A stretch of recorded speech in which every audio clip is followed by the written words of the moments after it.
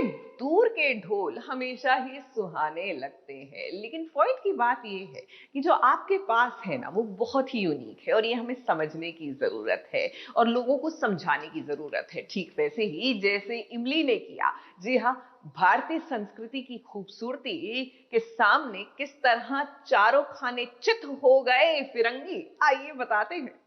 इमली तो भाई इमली है। जब अपने ही लोग उसके या उसके परिवार के साथ कुछ ऐसा वैसा करते हैं तो वो सबके दांत खट्टे कर देती है।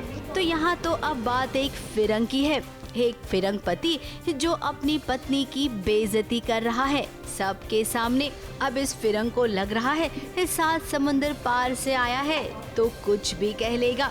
खुद अपनी पत्नी को और इमली को भी औरतों से बात करने की तमीज इसे सिखानी पड़ेगी और वो तमीज इमली और अथर्व ने मिलकर अच्छे से समझा दी।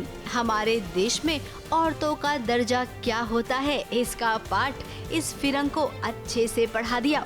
हमारे घर में उनकी लक्ष्मी भी है। लक्ष्मी जी गौर, क्यों राम जी गौर? उनका नाम सीता लग रहा है।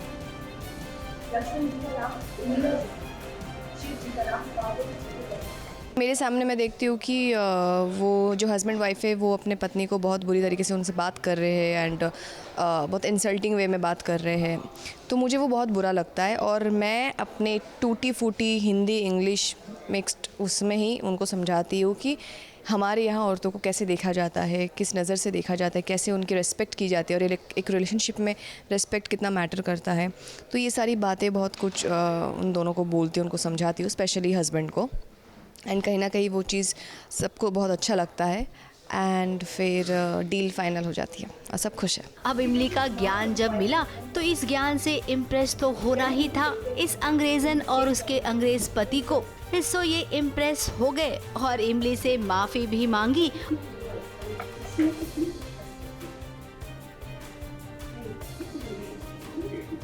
और साथ ही इन्हें कॉन्ट्रैक्ट भी मिल गया।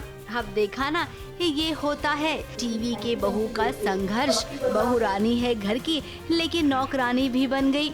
इसे कहते हैं सहनशीलता, जो इंसान को सच में बहुत आगे तक ले जाता है। मुंबई से सुरभि रन सिंह के साथ एबीपी न्यूज रिपोर्ट।